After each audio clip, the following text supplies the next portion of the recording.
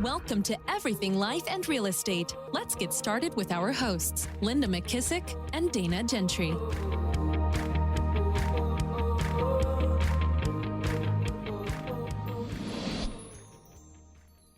Hi, everyone. Welcome to Everything Life and Real Estate. I'm Linda McKissick. And I'm Dana Gentry. Hey, Dana, how are you? I'm good. How is Branson going? Branson is going great. We are just making things happen. My assistant has followed me. You saw her this week earlier at the Leadership Academy. She has come from Texas to Ohio to Missouri with us. So I told her she has to make a page about what has she learned from spending a week with the McKissicks. And so that's going to be one of our podcast episodes, is what Sarah has learned from being with us all week. And I'm Sarah almost and scared I need to chat. I was going to say, Sarah and I need to chat, because I'll never forget the first time I did that. The biggest thing I learned was don't let you out of my sight, because you all will take off and you're gone. Yeah, you better hang on or get a rope or something. So super excited today. Why don't you introduce our guests and let's get started. Yes, super excited to have Saundra Kandler on today. Saundra's been a friend of mine for a long time. You guys were recently on a panel together. She's been a leader inside of Keller Williams for, I don't know, Saundra, I'll let you tell how many years, but she has personally impacted one of the key people in my life, and Saundra coached her for many years. And Saundra, I do have a question to ask you about Nancy too while we're on here, but welcome to the podcast. Thank you. I'm so honored to be here. Yes, I've admired and had an opportunity to have a relationship with Dana for a lot of years, and I'm super grateful for that. And the leader, just who you are, Dana, I've always admired that. And then obviously, Linda, I mean, you are an icon and just super honored to be invited to be on a podcast for the first time. It's been a dream of mine to either be on one or have one. And I actually started asking Dana questions about that a while ago, and then didn't follow up because I got busy. I'm sure that never happens to anyone else here. And had the amazing opportunity to interview a panel on wealth that included Linda, of course, because of the doors and the profit share and the life impact that you've had, and just happened to say it right there on the interview that I would like to be on the podcast, and here we are. So I'm grateful for that. Awesome. Careful what you ask for, right? Yes. Awesome. So tell us a little bit. I always like to say Cliff Note version, but you were born, and then what happened? How'd you wind up here? Tell us your journey.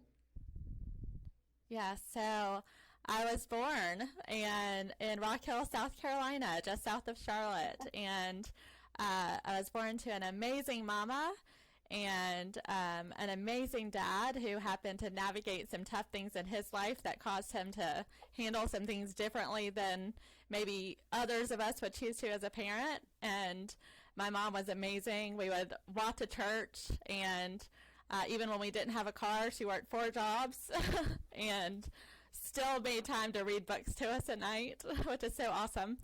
And she taught us that as long as we have each other and as long as we know that God is the most important thing, that we could do anything we set our minds to. And she told me that I'm the one of the most stubborn people she's ever met, and she wishes she had more of that in her. So I really appreciate the mom I have. She's amazing. I have 3 sisters, also a half-sister and a stepbrother that we don't call each other that, but total of 5 siblings. I am the oldest, and I just have an amazing family, and grew up, moved around a little bit, graduated from a high school where there was basically nothing in the area, just trees, and now it is one of the fastest growing areas in Charlotte. It's Indian Land, and it's just south of Valentine, and studied accounting in school. I worked full-time, found out I was having my oldest child when I walked the stage of high school at 18 years old, and went to college in person for the first 2 years and then online for college after that. And, just followed suit with what my mom taught me, that hard work is the way to get things done. And after that, I studied numbers because they were easy, not because I like to sit behind a lot of detail. I actually don't. I'm just good at it. And I love people, and it was a little bit later in my adulthood when I realized that I didn't value myself, and I've had different people talk to me about this in different ways. I didn't value myself as much as I value others, which sounds like a good idea. Like, oh, that's so virtuous. And in reality, the more that people have shared with me and helped me connect with different things about my journey, it means that you can overlook the things that need to be happening, or you can not see areas that need improvement in your relationships with others. And I'm just super grateful for all of the leaders in Keller Williams since I joined in 2013, who poured into me and helped develop me and exposed me to amazing conversations. And I believe these skills and the mindset conversations can be applied to any business, for anybody, anywhere, and it can totally change your life. Because if you would have talked to me in 2010, 2011, my life was in the toilet because of choices I was making. Mm-hmm. And then this is how amazing God works, right? So 6 months before I interviewed with Keller Williams, I rededicated my life to Christ. My baby boy, who's now about to be 10 in September, I can't even handle that, but he is the reason I rededicated my life to Christ. And then 6 months later, I walked in the door of a Keller Williams. We only had 98 agents at the time. They were doing a chili cook-off. And they said, sorry, we're so busy. It's God, family, then business here, so we do a lot of these fellowship things. And in that moment, I knew I was going to be a part of this company. That's cool. So that's how I got to Keller Williams and how I got to meet you ladies on my journey as I started KW. Saundra, were you looking for a job, or were you becoming an agent? What were you doing there in the first place? So I was actually working for a company that sells and services the equipment that records 911 calls that I was driving an hour both ways to go work at. Okay. And they told me they were going to sell the company, and they gave me time to go interview. So I set up 3 interviews on a Friday, came in on a Friday. I applied to the MCA position actually from Craigslist. Wow. I don't even know if anyone uses Craigslist anymore for job ads, but I did. And came in, I met Jenny Swaney, who was the interim OP and the team leader at the time, because she didn't have a team leader yet. And she said, look, you got to take this assessment. I don't know if you're going to pass it. Nobody does. I really like you. I want you to be in the role, but we can't move forward until you take this test. I took the test. I failed it. I was excited because it refreshed me on what I learned in school. I went across the street, looked something up on my phone just to refresh myself of what I learned in school, came back, and she was like, no, don't take the test yet. Go home and study. I was like, no, I've canceled my other 2 interviews today. I'm taking the test. And I took it, and I passed it. And so I actually applied to the MCA position, and she said, okay, there's a lot of other interviews that are part of this process, and you're just a candidate. So she handled that part of it, right? And yeah. I was like, I'm going to work here, so I'm not going to those other interviews. I'm still not licensed, so what I love to tell people when they ask me that, because I get asked that often, if I sell real estate, I tell them I have no idea how to write a contract. None. Please don't come ask me a contract question. I will send you to almost everybody else in the building but me. But if you ask me what I've noticed in other people's businesses and learned as I studied people's businesses and what I've helped people execute on, I can tell you the failures and successes of people so that you can learn faster and go faster in your business. That's great. I love that. So my question is, how did you become, because I know you know Nancy from coaching, right? Are you now a coach for CAs? So how did that come about, and what made you even know that you would like doing something like that? I love that question. So I actually, I loved the moment that I realized that an agent came in my office and I had a conversation with them, and they went and did what we talked about, and then 3 months later, they could take their kids to the Disney trip that they talked to me about taking them on because of something that we discussed. So I think in that moment, my mind's... we got really clear on the simple steps of what it would take for them to hit their goals. So this was actually CGI calculator or any of that, because I had an opportunity to be a part of the conversation that created that system. But this was just bringing it down to the simple and holding them accountable to what they said was important to them, and then it working, right? Because I came from this background of not valuing myself at all. And so when I actually saw that I could be used in a way to make a clear difference in someone else's life, it triggered something for me. And so in that moment, I realized I can be used to make a difference, which is a crazy idea for someone who tried to run her entire life off the railroad tracks, right? Yeah. In that moment, I was super excited about growth and continuing to learn. I've always been someone that learned about whatever I was doing. I love researching things. I got a coach about a year and a half into the business. And the moment I got a coach, I decided I wanted to also be one, so that I could have a bigger impact like that impact I had in that one conversation. And what I knew is, if I can get to the leaders and help spark that thing in me where I realized I could make a difference, that would impact all of their agents. Saundra, the thing that I love about you saying that, and I want to share a quick story on you too. Actually, before I do that, I would love to ask you this question, because you are so learning based, and Linda and I, we're like learning based junkies. So do you think you were born learning based, or do you think that that's something that you developed as you got into adulthood and into your career? I think that, I don't know if anyone's born, I think we're all naturally born learning based, right? We learn everything. We're not born talking or walking. So we are born learning. And then I think we get to choose at a certain point based on different experiences. I've studied a lot of people's different paths and journeys. So what I think happened for me, just based on my experiences, I definitely have always been learning based, as a human is. And when I started realizing that I wasn't, early in adulthood, when I started realizing that I wasn't what someone treated me like, I was who God created me to be, then I knew I could go learn and do anything like my mom told me. And awesome. So I think it just developed over time. I was a straight A student.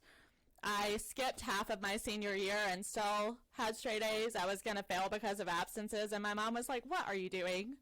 You know? So I have always done well in learning, and feel like I could honestly do anything that I put my mind to, and so could anyone else. And I'm grateful to be in an environment that fosters that, and to be surrounded by people who are all learning based.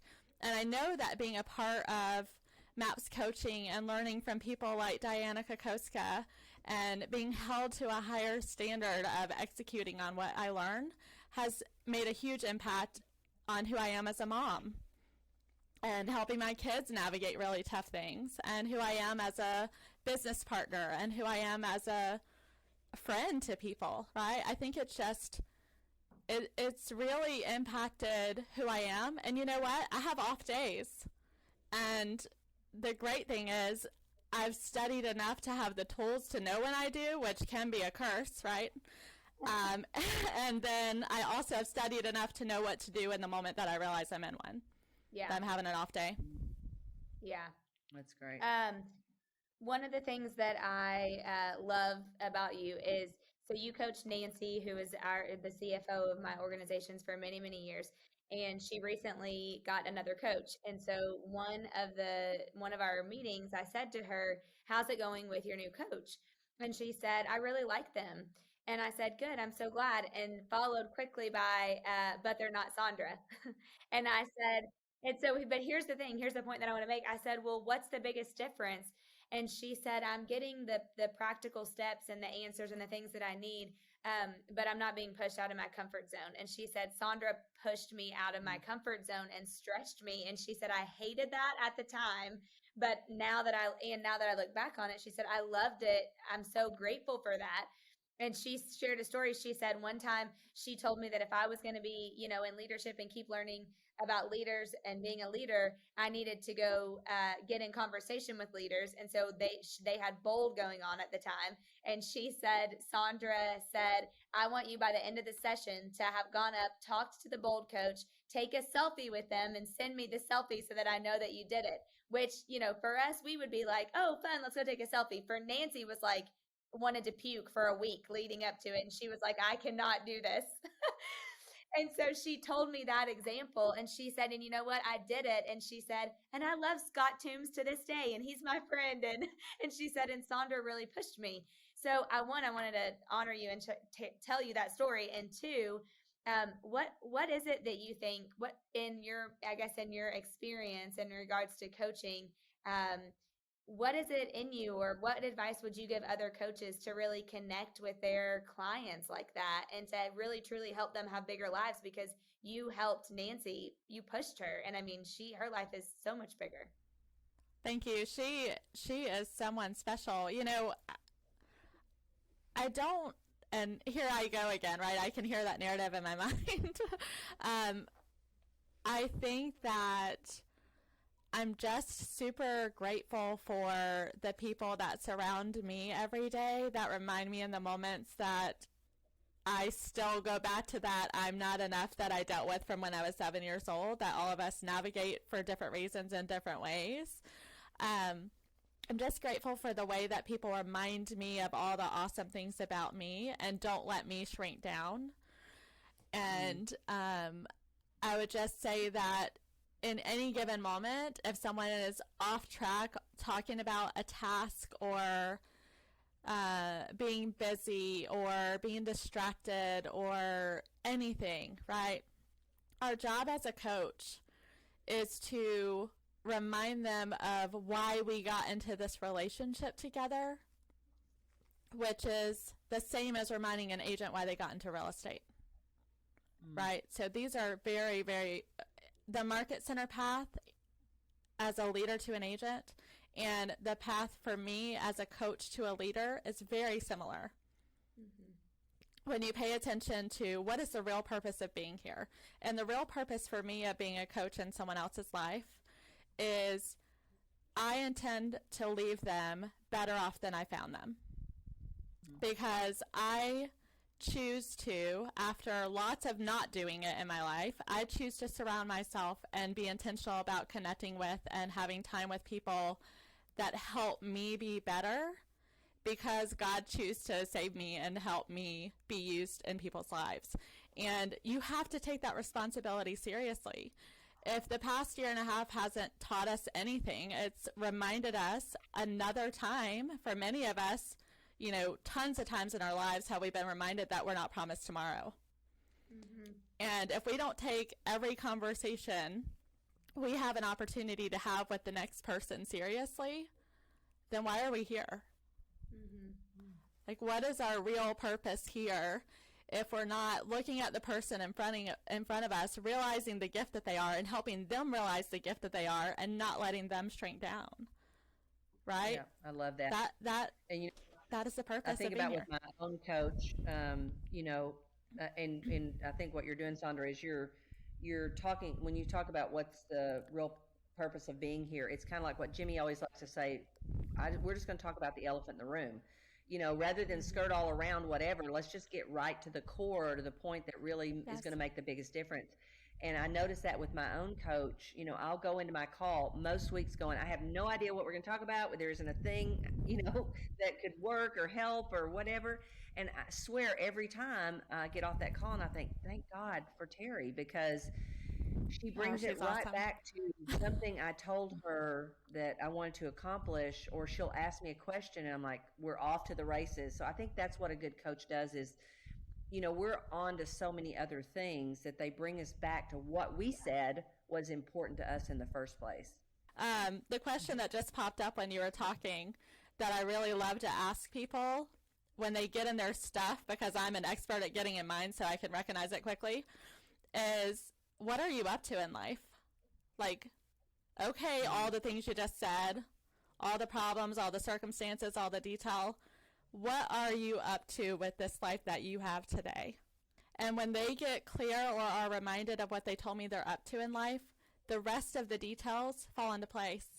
They know what the next step is. Every single person on this earth was put here possessing everything they need to be successful. We just are gifted with people that we get to surround ourselves with to remind us of what we're up to here. And when we're clear on that, the next step is clear. So true. I love that. And I want to ask one question, and then I want to switch gears and talk about what you and I talked about when we did the South Africa mega camp breakout session recently. But do you think, I don't know if you've listened to the podcast where Dana and I talk about simplifiers and multipliers, but do you think you're a simplifier or a multiplier? Definitely a multiplier. So your first thought on something is, how do I take it out to the world, or how do I make this simpler? How do I take it out to the world, and then what's the next action for that to happen? Okay, cool. All right. So it's interesting that you asked me that, because I just got a new journal about a week and a half ago.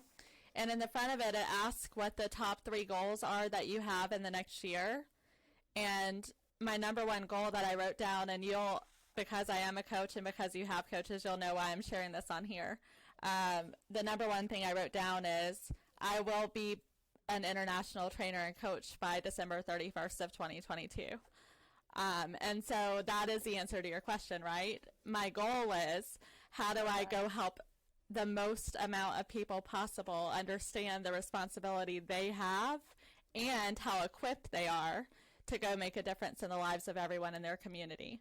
Awesome. Love that. And speaking of that, you and I had a connection. We did the South Africa mega camp recently, and had the opportunity to connect there. And in there, we discovered that we both have a love for the Salvation Army. So kind of tell us, if you will, kind of how your love spark happened with Salvation Army. And then I made a note when we were talking before the podcast started, because I want to talk a little bit about I don't think, what I don't want people to feel bad about, because I always think about what are the questions, what are the things nobody's really saying? And I do this a lot in religion, and I have one girlfriend that we run, and so we can say things to each other that no one would say out loud to anybody else. Like, I don't know if I've told this on the before, but her and I probably asked to be saved about 455 times, and matter of fact, I just texted her recently with a sermon that our pastor said, and I said, okay, I think we're good.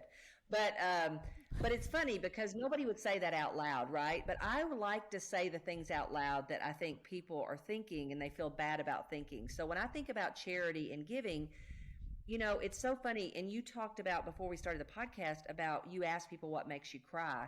And I remember for years, our Keller Williams office did this kids thing, and we would go to this community center and we would hand out presents and do things. And I have to be honest with you, I couldn't get through it. I was so emotional, and it would tear me up so much. I would leave, and then I would feel horrible, because I would think, Linda, you of all people were one of those children. Why can you not handle this? So that's one thing. And then the second thing is, I didn't ever really feel a passion. I mean, I've been doing business and making a lot of money for a long time. And yes, I'd give my money to the church and do certain things like that. But I'd hear people talk about something that they felt like they were on fire for. And I would feel bad because I didn't seem to have that same drive to go dedicate all my time to something or do whatever. And I realized that these things actually have a time and a place. So again, anytime we compare, we do horrible things. I would compare, someone else that all they want to do is dedicate their life to a nonprofit, to mine, who felt like a sluffer because I wasn't doing that, and I didn't even have a passion to do that. But it's like one day when the timing was right, I woke up and I realized I really want to give the Salvation Army $1 million or more. I mean, that's just the baseline that I want to do. And it's like a fire got sparked in me, but it couldn't get sparked even until it was the timing was right. So let's talk about how you and I got on that topic, and kind of how your love for Salvation Army kind of came along for you. I love that. And maybe you will believe this. you just said something else that I'll talk about that I wasn't even going to share today. That is another connection that you and I have around what you just said. So that's awesome. So when I was little and my mom was working 4 jobs and sometimes we didn't have power, we would just sit around and use candlelight, and I would make up skits with my sisters, and we would perform them for my mom because we couldn't turn on the TV or the lights, so we had to, have something to do, which is they're some of my fondest memories with my sisters, and it was such special time that we wouldn't have had if the power was working. So I'm grateful for that. And one of the places that we would go to in the months that she could not, we lived in an older home. It was built in the 1900s. The bathroom used to be an outhouse, so there was actually one little tiny bathroom with these huge bedrooms in this old historic home that we lived in, that she purchased, by the way, which is amazing that she was able to do that. However, it was not very energy efficient at all. So we would use kerosene heat, and the power bill when we did use the power to do anything was enormous. And so with her, waiting tables and working at convenience stores and everything she was doing, she didn't always have the funds to pay the bills because they were quite a lot for a single mom. And so we would go to this, we would walk sometimes to the Salvation Army for a couple months, and we would go in and, they would have clothes there, and they would also be able to help us with paying our bills. So we would go get in line, and we would all be there with her, and we didn't know better. We were like, oh, this is cool. We get to hang out with other people, and they're super nice. And some of them were not doing well at the moment. So we thought, what's wrong with that guy? Because we're little and don't know, right? So people who are maybe battling some kind of, addictions or mental challenges that we didn't know when we were little. It was awesome just to have the opportunity to go there and love on people. When we were there getting help ourselves, we just didn't even know what that meant until later, right? Mm-hmm. So we were in line, and they would actually write a check for the power so that we could have power again. And they did have clothes there because I would wear the same outfit twice a week because there weren't a lot of clothes that fit me because I'm the oldest, so I don't get hand-me-downs. You start the chain of hand-me-downs. That's right, yeah.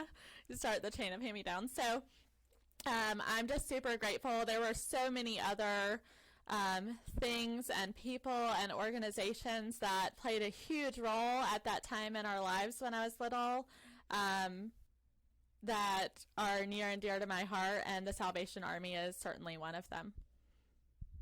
That's awesome. And yes, it's just amazing. They have a food pantry here at the one here, and so my 41-year-old cousin just randomly passed with no previous health issues about a month and a half ago, and Sean, my significant other, was able to post on our Market Center Facebook group that we were doing food donations for the Salvation Army, and my whole car and we filled the whole room in 2 days because she would always give food there too for different reasons for her. And so we were able to continue with what she was already going to be doing that week in a much bigger scale to honor her. So there's a lot of things that are special for me about the Salvation Army and what they do. Yes.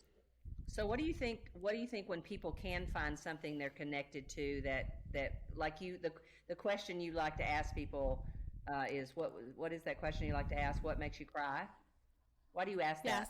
So, I heard it in a class one time from Dick Dillingham, who's one of the most amazing instructors in our company. He was saying it when you're helping people think about what's important to them. There's 2 reasons I ask it. One, many times people don't realize and have never been in a career previously where they can choose how much income they make, and in real estate you can. So it's an effort to help them understand that they can actually financially make a difference in something if they choose to now, where they may have had a set income if they were in a different industry in the past, right? And so I love to ask people, what makes you cry? and then they don't know what I'm saying usually at first. And I say, no, what I mean is when you hear something on the news or hear someone talk about it, or you've had a family member that suffered with a specific thing and it really touched your heart and you really felt the urge in the moment to do something about it, but you couldn't do any more than pray or, you know, go serve them with your time, and you really wanted to do more, now you can. And so I want you to write that thing down. And now you can choose exactly what you're going to do about it, how much of an impact you're going to have, how many people you're going to help, and you can start doing that today. I love that. I love that. And you know what? I'm adding that question. One of my favorite things to do is a process that we call career visioning, and do a behavioral assessment so that people can get more clarity about, you know, what their purpose is in this life and what they should be doing. And one of my favorite questions is the future self, and that's making them spend some time thinking about, you know, what's important to them, what would they need to accomplish, you know, in the next 3 to 5 years to feel amazing about it. And I'm going to ask this question, but I have one question for you. When you ask this question for guys, what happens? Good question. What happens when you ask a man this question? They usually look at me like I have 5 eyes at first. Did you expect a different answer? No, I didn't. And No? the reason I said that is because, no, the reason I ask you that is because when I bring people into our strategy room and I put them through this process and I do the future self, 9 times out of 10, men included, there's some tears that happen a little bit. And I love it because I think that we don't spend enough time getting connected to what emotionally moves us. Remember, people move on emotion and justify with logic, but we don't connect to that emotion enough or remind ourselves of what emotion means to us. So I love that question. I'm adding that question. Man, female, I don't care. That's my new question. I love it. The thing I love about that, though, you guys, is so many people, a lot of the times we talk about our big why. What's your big why? What's your big why? And people have no freaking clue. I mean, you know, and sometimes it's like, oh, I'm just going to pay for my kid to go to college, or my big why is, you know, to pay off my credit card debt. And sometimes I think that they're not even thinking big enough when they're thinking about their big why. And so I love this question, and I wrote that down, Saundra, because even if you were going to ask me what makes you cry, I would be like, oh, I'm not really a crier. That would be my first thought.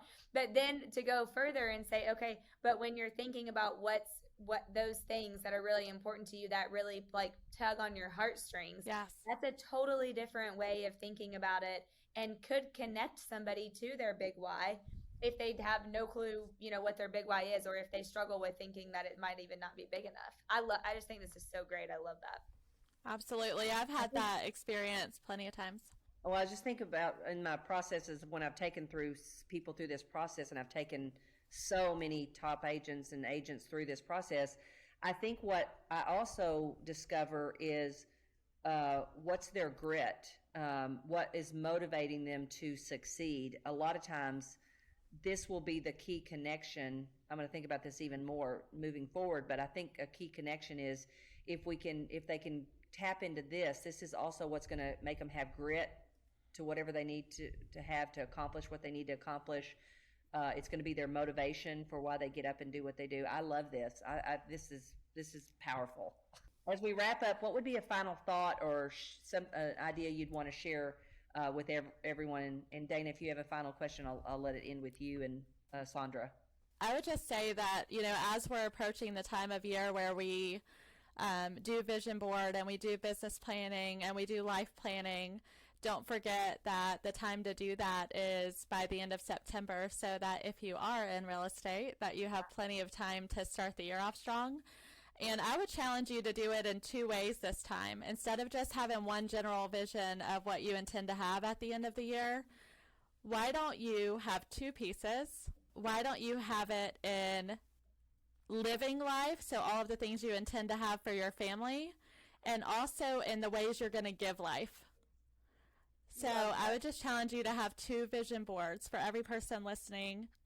What are the ways you're going to give life? And so that would be the things that pull at your heartstrings. How are you going to contribute to those with your time and your resources? That would be the ways that you're going to go teach or coach or share your story. I want you to think about what you're up to in this life. And I encourage every person to do both of those things when you plan for next year. And then I'd love for you to come back and tell me what the impact of that is for you. Awesome. How do they reach you? So my email address is Saundra, SAUNDRA @kw.com. I'm not even going to ask my question because I think we should end on that because that was really good. Awesome. That's great. Saundra, thank you so much. Such nuggets in here. And I just want to challenge each and every one of you listening. If you have not hit subscribe, please do. And then also, if you can think of anyone that would benefit from the conversations that you're hearing on everything in life and real estate, that you'd pass that along. And don't forget, if you have an opportunity, a challenge, or a question, or you just like to come on the podcast and get personal coaching around your life or your business from Dana and I, just reach out to us at info@everything life and real estate. And Dana, Saundra, so nice to connect with you again. And Dana, I'll see you next week. Be sure to subscribe for more business strategies and tactics to inspire you to live an abundant real estate life. Don't forget to rate and review so we can bring you the best content. Find this and other valuable information at everythinglifeandrealestate.com.